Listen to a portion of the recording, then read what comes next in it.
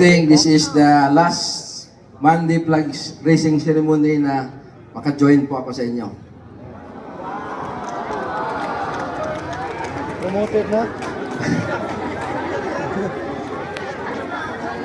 For the information of everybody, magto 2 years na po ako dito sa inyo sa munisipyo ng Alabel.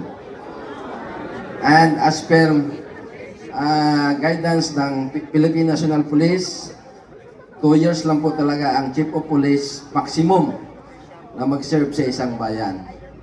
So by August 2, magto 2 years na po ako. So by the next schedule, meron na pong schedule ng turnover of command. So sad to say, nalulungkot din ako, but yun ang trabaho ko as a Chief of Police ninyo.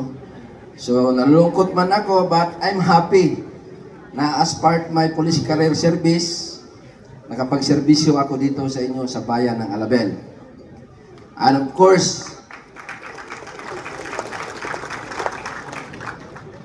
malaki po ang pasalamat ko sa ating former mayor, my idol, my vice mayor, Honorable Big Paul M. Salarda.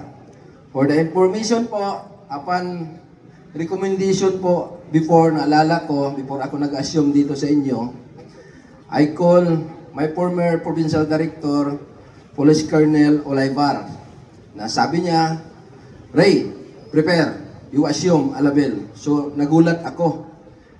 Hindi ko inisip na mapunta ako dito sa inyong lugar. Despite ang mga former assignment ko from Cotabato City, 12 years ako doon, naikot ko lahat ng police station, and right up there sa North Cotabato. And of course, pagdating doon, tapos ko sa North Cot, dito naman ako sa Sarangani Province, especially dito ako naging Chief of Police sa inyong pong bayan sa Alabel. So alam ko na yung mga mag-apply ng Chief of Police dito, hindi basta-basta dahil po hindi kilala. But upon the recommendation of my former provincial director, tinanggap po ako ng ating Honorable Mayor, former Mayor, Big Paul M. Salarda. Mayor, maraming salamat po. So sabi ko in myself, gagawin ko ang lahat para mapamintain ko po ang peace and order dito sa ating bayan. Kung mga may pagkulang pa po ako, pasensya na po, tao lang po ako. So lahat po, maraming salamat. And sa Monday po ng umaga, meron na pong turnover. And siguro sa next, iba na naman yung Chief of Police nyo.